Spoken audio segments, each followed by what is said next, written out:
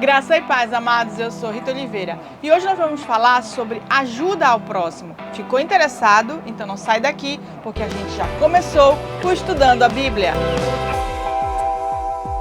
Em que posso te ajudar? Esse é o título do nosso estudo de hoje e o texto de referência se encontra em Lucas capítulo 6, versículo 38. A minha versão é Nova Almeida atualizada. Deem e lhes será dado. Boa medida, prensada, sacudida e transbordante. Será dada a vocês, porque com a medida com que tiverem medido vocês, serão medidos também. Entre as várias mensagens de Jesus descritas neste capítulo 6, está essa sobre o dar e receber.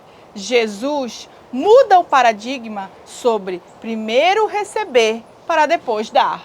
Ele compara essa questão com o que eles bem entendiam sobre comprar e vender no Oriente Médio, onde os grãos eram postos em uma vasilha até a borda. Apesar da vasilha parecer estar cheia, na verdade ainda havia muito espaço. Para garantir que realmente a vasilha fosse usada na sua capacidade máxima, eles sacudiam e prensavam os grãos. Dessa forma sobrava mais espaço para continuar enchendo a vasilha.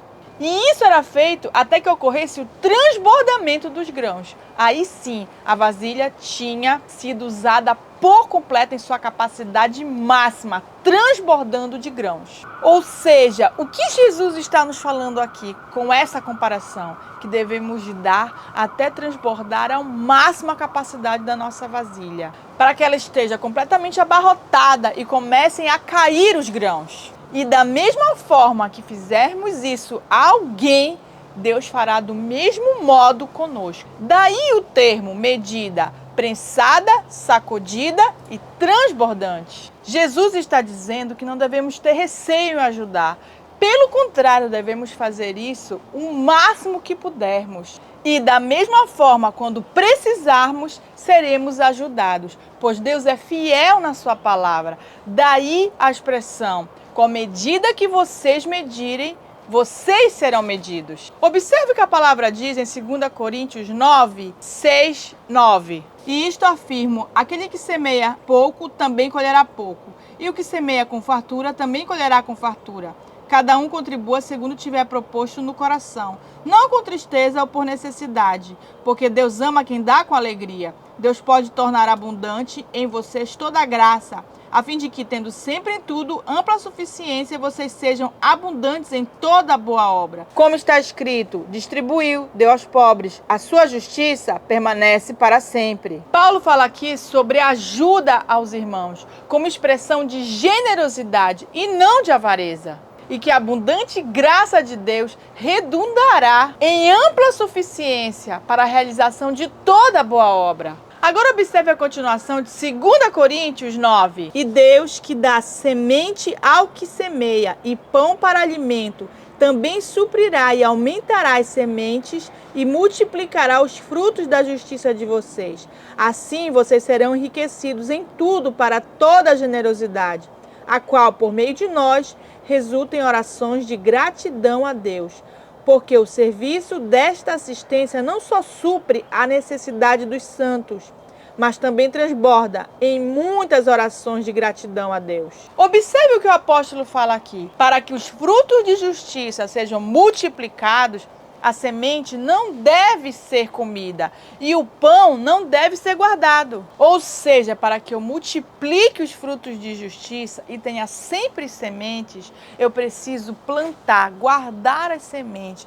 e preciso comer o pão ou ainda reparti-lo. Observe que a palavra de Deus fala em Provérbios 22, 9. O generoso será abençoado, porque reparte o seu pão com os pobres. Quando eu faço isso, não só a necessidade dos pobres é suprida, mas orações de ação de graças são dadas a Deus por meio do suprimento das necessidades deles. Observe 2 Coríntios 9, 13 e 15. Na prova deste serviço, eles glorificam a Deus pela obediência da confissão que vocês fazem do Evangelho de Cristo e pela generosidade com que vocês contribuem para eles e para todos.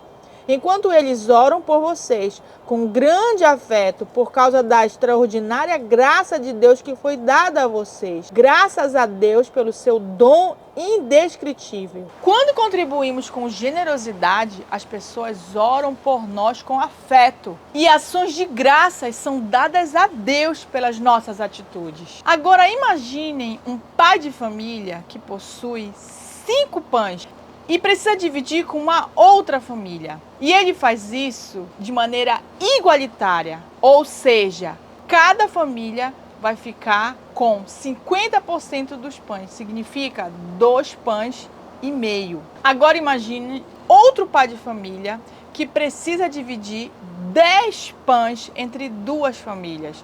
E ele também resolve dividir de maneira igualitária, ou seja, 50% para cada família. Neste segundo caso, como são mais pães, cada família vai ficar com 50%, significa que vão ficar com 5 pães cada família.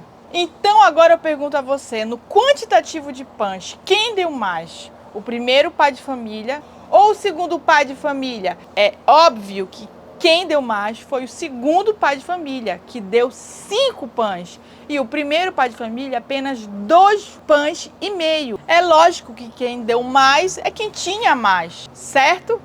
No reino dos homens isso pode estar correto, mas no reino de Deus, não. A realidade é outra, porque Deus não olha o quantitativo, Ele olha o qualitativo do processo. Ambos os pais de famílias deram exatamente a mesma coisa, 50%. Qualitativamente, os dois são iguais diante de Deus. Não é porque o pai de família que tinha mais, deu mais, vai receber mais. Não, os dois vão receber a mesma recompensa, porque ambos deram daquilo que lhes tinha. Exatamente a mesma coisa, repartiram de maneira igual, qualitativamente.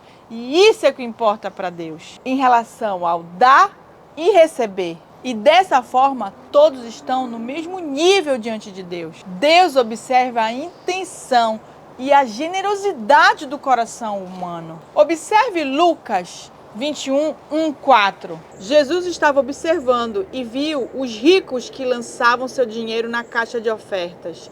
Viu também certa viúva pobre lançar ali 2 pequenas moedas. Então Jesus disse: em verdade lhes digo que esta viúva pobre deu mais do que todos, porque todos esses deram como oferta daquilo que lhes sobrava.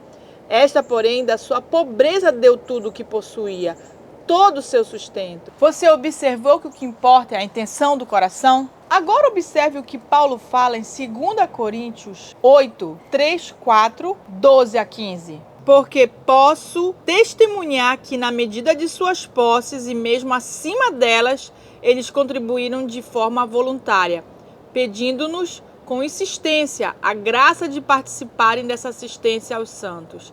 Porque se há boa vontade, a oferta será aceita conforme o que a pessoa tem, e não segundo o que ela não tem. Não se trata de fazer com que os outros tenham alívio e vocês tenham sobrecarga, mas para que haja igualdade. Neste momento, a abundância que vocês têm supre a necessidade deles, para que a abundância deles venha a suprir a necessidade que vocês vierem a ter.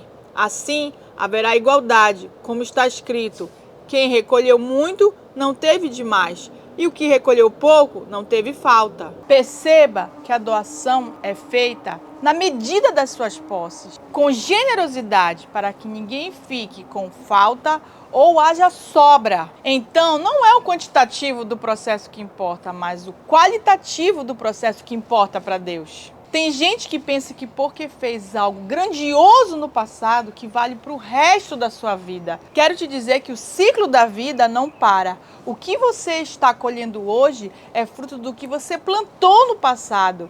E o que você está plantando hoje, você colherá no futuro. E isso se aplica a todas as áreas da sua vida.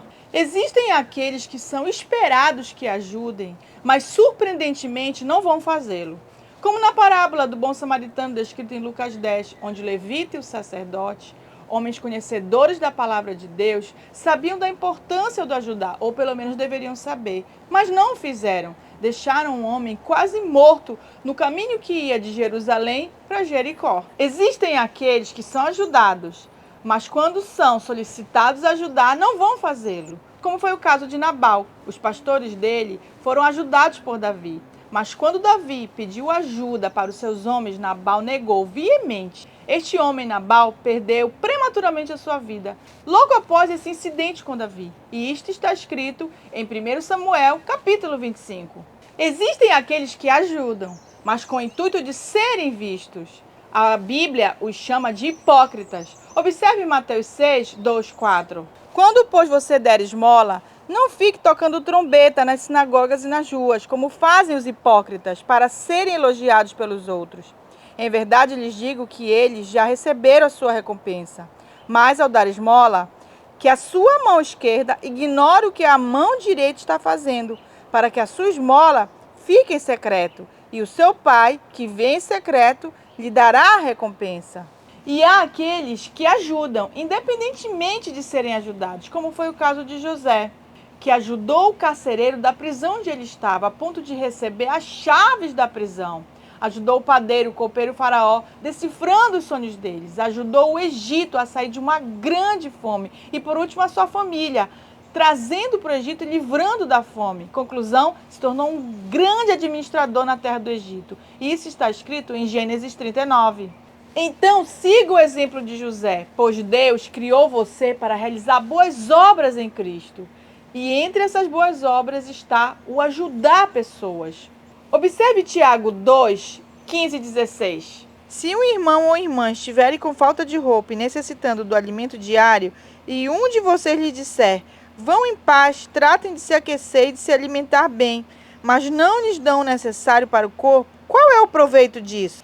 Então, enquanto estiver nas suas mãos a oportunidade de fazer o bem, faça. Observe Provérbios 3, 27 e 28 e Gálatas 6, 2, 9 e 10. Não deixe de fazer o bem aos que dele precisam, estando em sua mão o poder de fazê-lo. Não diga ao seu próximo, vá e volte mais tarde, amanhã eu terei algo para dar, se você tem isso em suas mãos agora. Levem as cargas uns dos outros e assim estarão cumprindo a lei de Cristo. E não nos cansemos de fazer o bem, porque no tempo certo faremos a colheita se não desanimarmos. Por isso, enquanto tivermos oportunidade, façamos o bem a todos, mas principalmente aos da família da fé. Ou seja, se for para você ajudar, ajude hoje. Se for para andar uma milha, ande 2. Se for para emprestar a capa, dê também a túnica. Faça segundo as suas posses e com generosidade. Deus não quer que você se sacrifique, porque Cristo já fez isso por você. Ele quer que você faça de coração, seguindo o exemplo de Cristo. Façamos o bem, sempre, a qualquer um, mas principalmente aos nossos irmãos em Cristo. Pois quando você faz isso, nunca lhe faltará pão para comer e semente para plantar. Sua medida será farta, transbordante, e os frutos da sua justiça serão multiplicados. E Deus receberá ações de graças por meio de você e principalmente por meio daqueles que você ajuda. E quando você ajudar, seja discreto, não querendo receber nada em troca, porque a sua recompensa vem de Deus. Fique tranquilo quanto a isso, pois Ele é fiel. Pense nisso, então, no que posso te ajudar? Que Deus te abençoe, em nome de Jesus.